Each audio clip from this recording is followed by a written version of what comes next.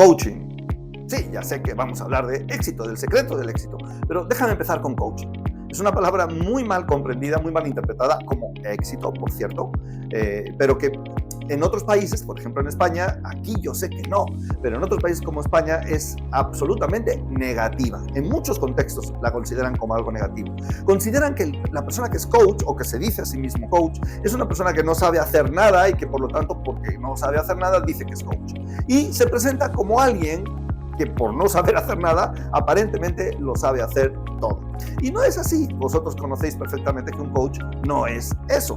Acabo de ver, por ejemplo, al Real Madrid ganando un partido de fútbol. Es algo raro, pero sí ocurre, sí pasa que el Real Madrid gane algún partido de fútbol. Hay un entrenador y hay una serie de jugadores. Lo interesante del asunto es de quién es el mérito de haber ganado el partido de fútbol. Pues mira, la realidad es que los jugadores ya saben jugar al fútbol con entrenador y sin entrenador, pero el entrenador sabe dónde colocarlos, cuándo colocarlos, cómo colocarlos y cómo dirigirlos. Y el conjunto de las personas habilidosas y un entrenador que sabe cómo dirigir todo ese entorno es el que genera un resultado de éxito. Por eso quise empezar con coaching. Y para hablaros de coaching en concreto, déjame contarte la historia de un amigo que fue con un coach y le dijo: oye, yo lo que quiero es que me ayudes a conseguir un resultado. Yo lo que quiero es que me ayudes a lograr una serie de metas que tengo que me está costando mucho trabajo lograrlas. Y el coach le dijo: por supuesto, no hay ningún problema. Tú quieres llegar a un lado concreto y yo te voy a ayudar. Pero déjame hacerte una pregunta primero. ¿Dónde estás? Porque para saber cómo llegar a ese lugar, primero tenemos que partir de dónde estás. Y para saber dónde estás, te voy a pedir que contestes a 3 preguntas que te voy a hacer. Yo también te pido a ti, en este momento, ahora estoy hablando yo, no el coach, que contestes esas 3 preguntas al final, con las respuestas. Al final vamos a interpretar tus respuestas a esas 3 preguntas y al final te diré qué significan. Entonces el coach, ahora regresando a mi historia, le dijo a su cliente, a mi amigo, le dijo: primero necesito que me pienses 3 palabras por lo menos. Obviamente si pusiéramos más sería más interesante, pero vamos a dejarlo en 3 porque no tenemos tanto tiempo. 3 palabras por lo menos que vengan a tu mente, 3 palabras que vengan a tu mente de manera inmediata y rápida con relación a la palabra mar. Sí, al mar. ¿En qué 3 cosas piensas cuando te menciono la palabra mar?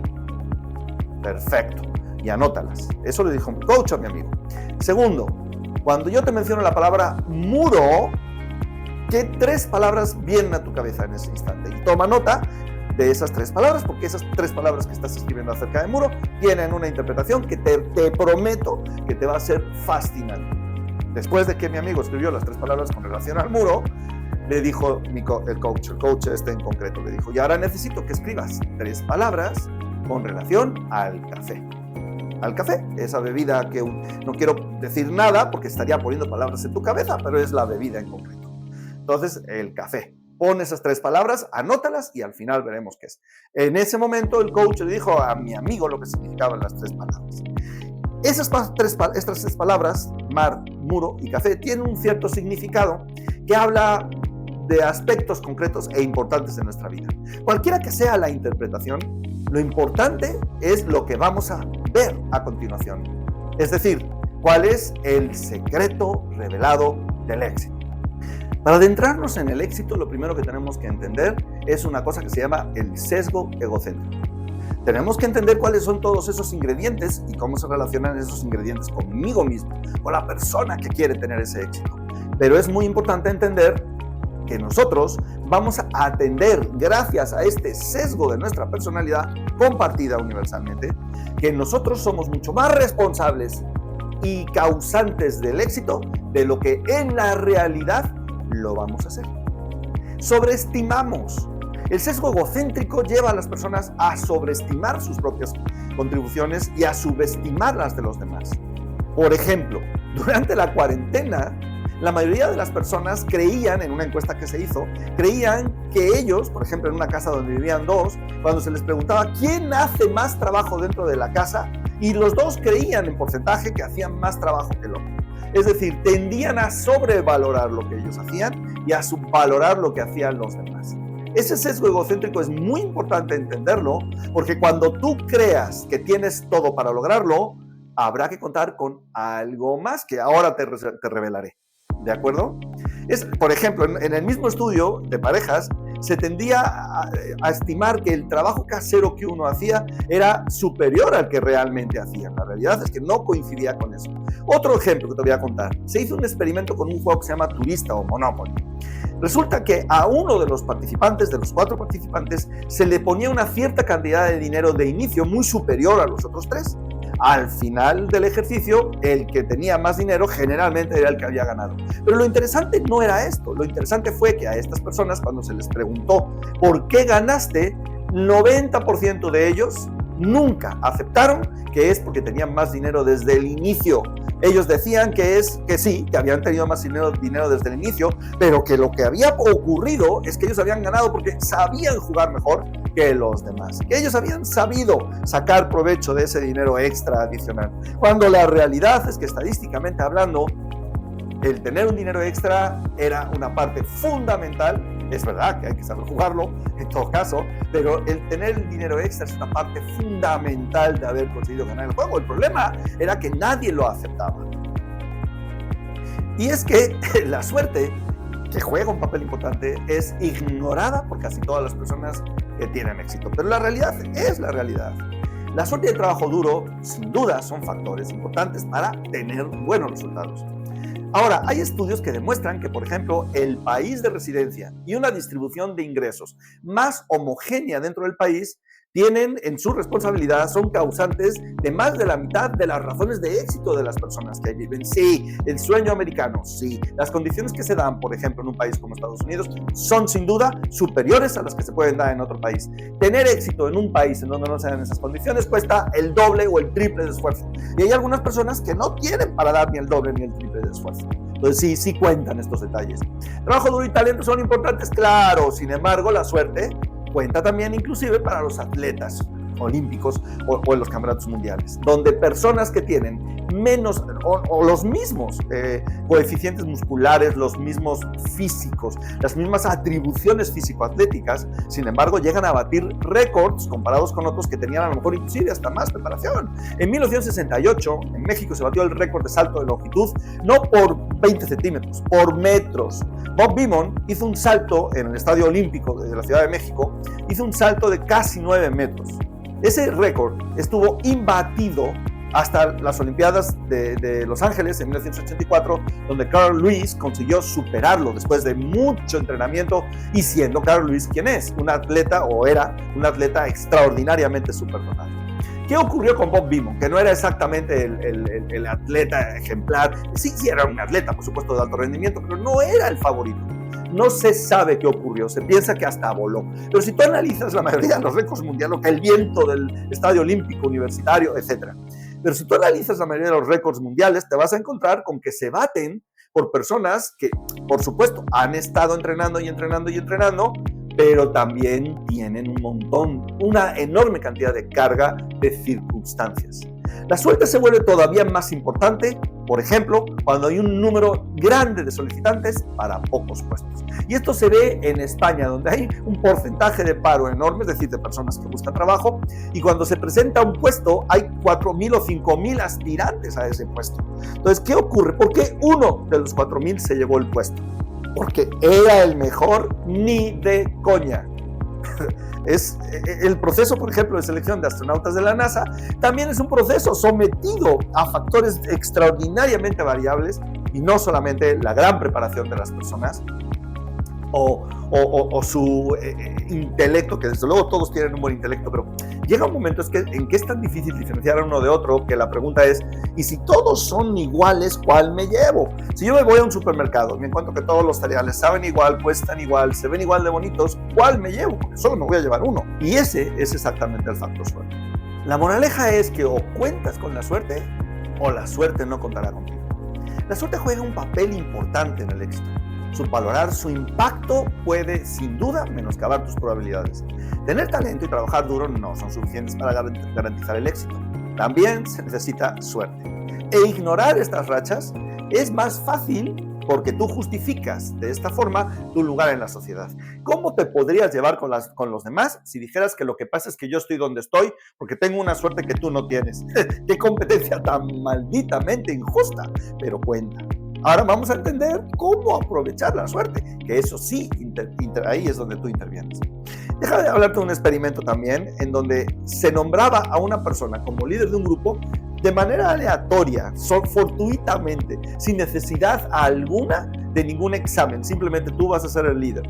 Y en los repartos de galletas, era un ejercicio que involucraba una serie de repartos de galletas, nada más por ser el líder recibieron una galleta extra, sin tener absolutamente ninguna característica especial. Ahora, con toda sinceridad, ¿cuántas personas que están escuchando estas palabras piensan que su jefe vale o sabe menos que ellos?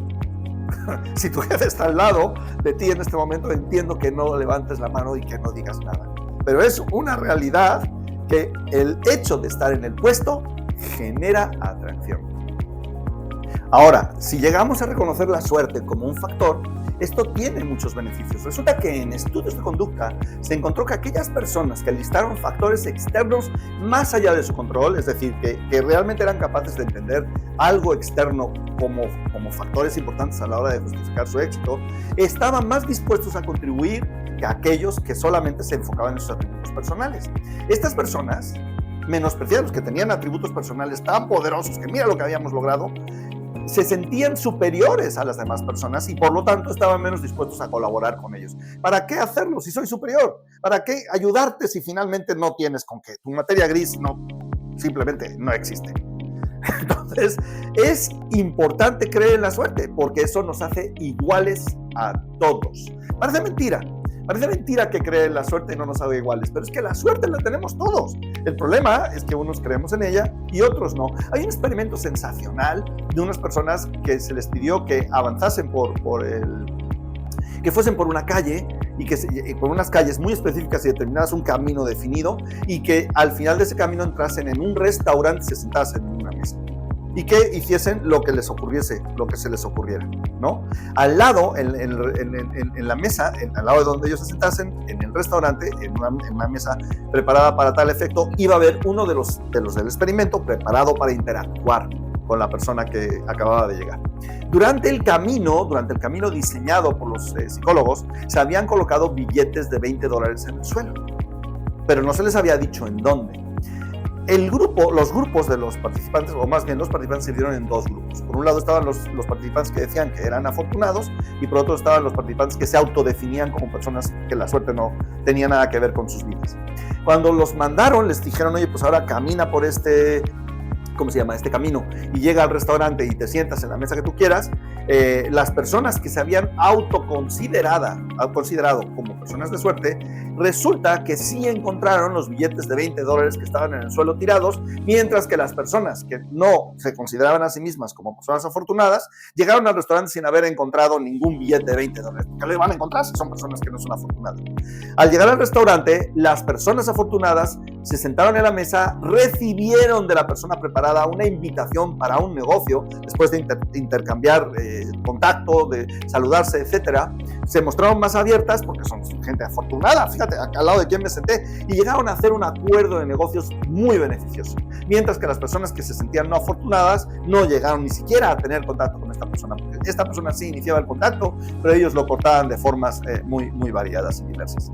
Entonces, el contar con la suerte es importante.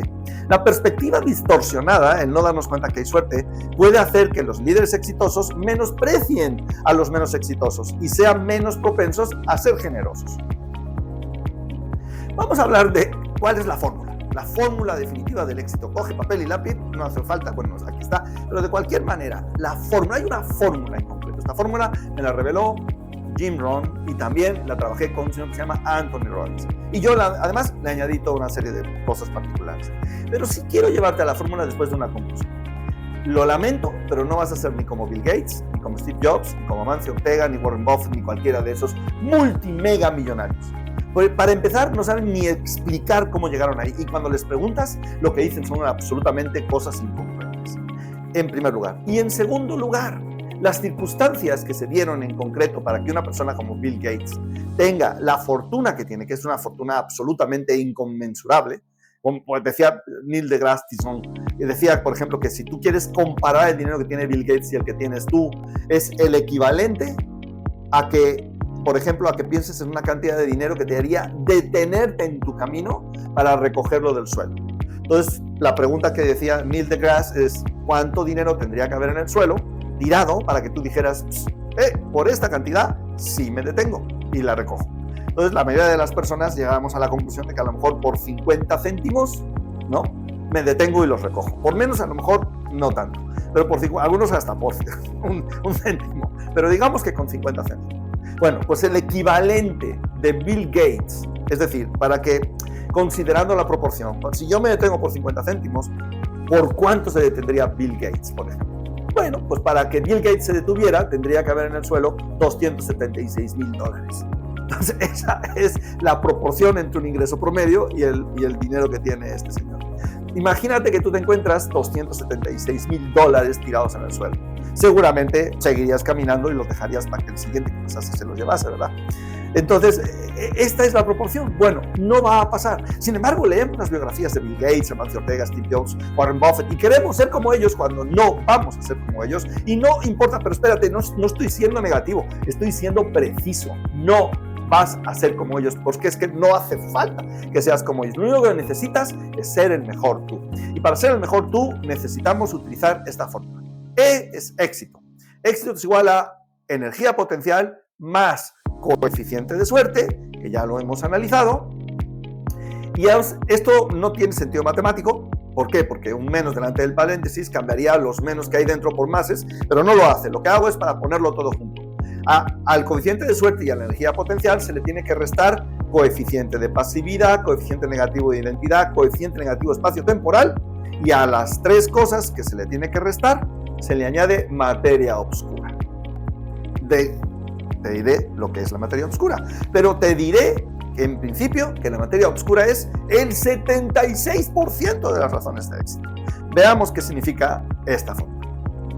Pero para entender la fórmula, vamos a entender muy rápidamente cómo funciona lo que se conoce como el ciclo del éxito y también el ciclo del fracaso. Vas a ver por qué. Todo empieza con el potencial. El potencial es todo lo que se puede lograr o llegar a hacer. Es hasta dónde podemos llegar. Por ejemplo, ¿cuál sería el potencial de velocidad de un Ferrari Testarossa o de un Lamborghini? ¿300 kilómetros por hora?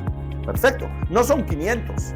¿Por qué? Porque no puede ir a 500 kilómetros por hora. Pero tampoco son 100, aunque en la Ciudad de México, por ejemplo, no podría ir arriba de 40. Pero como potencial, ¿cuál sería el potencial de un Ferrari? Bien, ahora, ¿cuál sería el potencial de un ser humano? No lo sé. Podría ser, ahora vamos a verlo, pero podría ser, no sé, inmenso, infinito, ¿cuál? El que te guste. Una pregunta, ¿cuántas personas conocemos cuyos resultados, que es otra parte de la gráfica, corresponden con su potencial? Es decir, ¿cuántas veces vemos al Ferrari Testarossa corriendo a 300 kilómetros por hora? Y esa es la gran pregunta la que te estoy haciendo. La pregunta del autoconocimiento y del autodesarrollo y del impulso del crecimiento personal. Porque si mis resultados no corresponden con mi potencial, ¿qué coño estoy haciendo? Necesito que correspondan. Ahora, la siguiente parte del potencial son las acciones. Tú no le pides a un tigre que se comporte como un caballo porque es un tigre. Es decir, las acciones tienen que ver con el potencial. Como decía Bruce Lee, tú no le pides a un tigre que no te coma porque eres buena persona. El tigre te va a comer porque es parte de su potencial. O, si lo quieres también, bueno, con el cuento del escorpión, que le dice a una rana que le dice, oye, ayúdame para pasar el río y yo no te pico. Y finalmente, en medio del pasar, la rana se lo cree, y en medio de pasar el río, el escorpión le pica y le dice, pero pues tú me dijiste que no me ibas a picar, nos vamos a agarrar los dos. Sí, lo sé, pero es que está en mi naturaleza, chico, ¿qué quieres que haga? Yo sé picar. Bueno, pues eso es el potencial. Y las acciones corresponden con el potencial. Depende qué hagas, así son tus resultados. Acciones limitadas, resultados limitados. Acciones potentes, resultados potentes. Ahora bien, esos resultados que obtenemos, nosotros los usamos para definirnos. Para definir nuestra identidad o las creencias que yo tengo acerca de mí mismo. Los juicios que yo utilizo. Y estos juicios tienen que ver con el potencial. Porque yo me defino a mí mismo y al definirme a mí mismo estoy dándole forma a mi potencial. Si yo creo poco acerca de mí, no, por mucho potencial que tenga, voy a creer que no lo tengo. Si yo creo mucho acerca de mí, entonces voy a tener más acceso a todo ese potencial. Lo mismo ocurre al revés, en sentido, o más bien, esta gráfica se puede aplicar tanto hacia el éxito como hacia el fracaso. Obtengo malos resultados, lo cual hace pensar cosas negativas acerca de mí, lo cual hace que te crea menos en mí, en mi potencial, lo cual con un potencial limitado mis acciones son más limitadas, lo cual me lleva a resultados y así sucesivamente. Si tú quieres modificar algo en esta gráfica, piénsalo, no puedes modificar tu potencial es el que es. Acciones y resultados son consecuencias del potencial, pero lo que sí puedes modificar a voluntad son las creencias acerca de tu identidad, acerca de quién eres. Conócete a ti mismo. Y ahora vayamos con la gráfica. Recuerda, éxito es igual a energía potencial. Podemos irnos de infinito a inmenso, etc. Según cálculos muy conservadores, por lo menos es inmenso. ¿Qué es la energía potencial? Bueno, representa nuestro potencial humano. Te vuelvo a repetir, según cálculos avanzados es enorme, inmenso, infinito, ¿no? Muy conservadoramente podemos quedarnos en inmenso. Y la pregunta que te hacía sigue siendo válida. ¿Cuántas personas conoces cuyos resultados corresponden con su potencial? El segundo elemento de la gráfica, coeficiente de suerte. La suerte y la preparación van de la mano. La suerte es cuando se juntan la oportunidad y la preparación. Es decir, cuando estás listo para aprovechar las oportunidades que a ti y a todos se nos presentan, es cuando se dice que tienes suerte. Si no estás preparado, aunque se te presente la oportunidad, da lo mismo. Como ya hemos revisado, la suerte juega un papel crucial en el proceso de ser exitoso. En muchas ocasiones el éxito no depende únicamente del trabajo duro y el talento, también depende de la fortuna que nos acompaña y debes de entender que así es. Acuérdate que a la energía potencial y al coeficiente de suerte le quitábamos toda una serie de cosas a las que vamos a llamar resistencias, entre las cuales se encuentra el coeficiente de pasividad, que es que si tú no te mueves, si no hay acción, no importa qué tan bien preparado estés o qué tan buena sea la oportunidad, ya sabemos cuál es el resultado.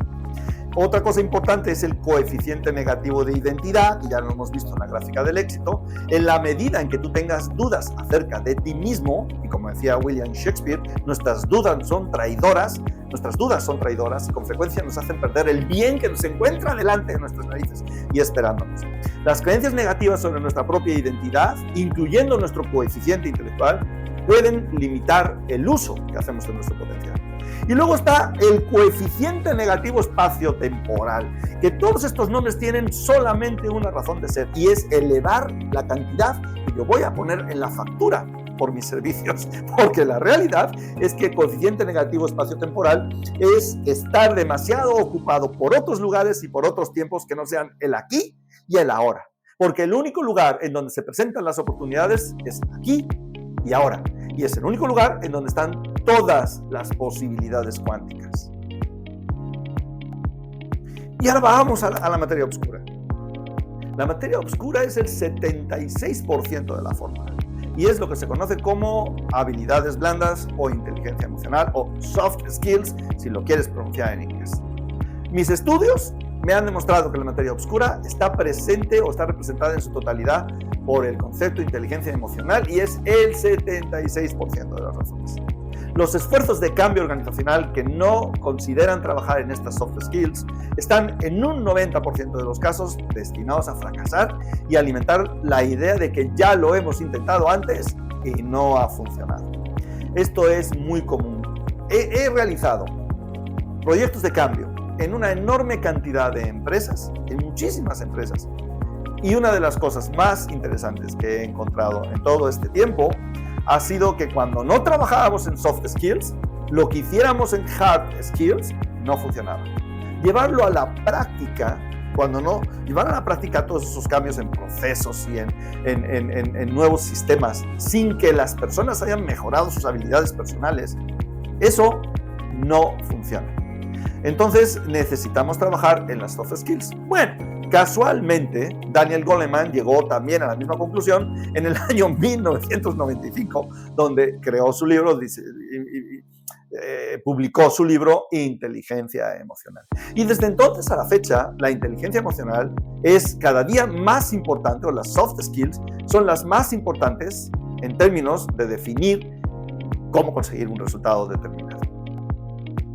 Y esa materia oscura, ese 76%, de las causas de éxito de cualquier persona, las soft skills, y las quise llamar materia oscura porque son una materia oscura para la mayoría de las personas, porque no tenemos idea de cómo hacerlo. Bueno, yo sí tengo idea, pero la mayoría de la gente no sabe cómo hacerlo, no sabe cómo desarrollar esas soft skills.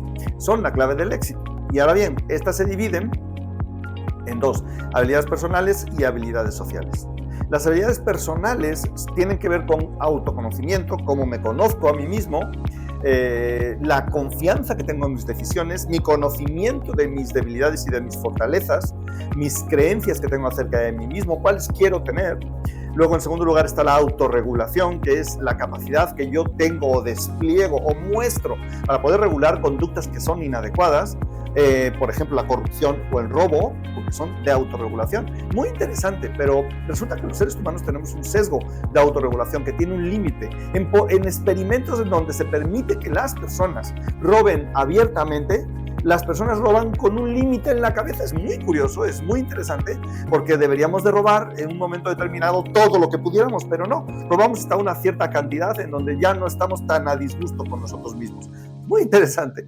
Y luego está la automotivación, que es la capacidad de levantarme de cada uno de los encontronazos que la vida me pueda ir proporcionando, de cada uno de los obstáculos con los que yo me pueda encontrar, o de cada una de esas personas que me dicen que no puedo.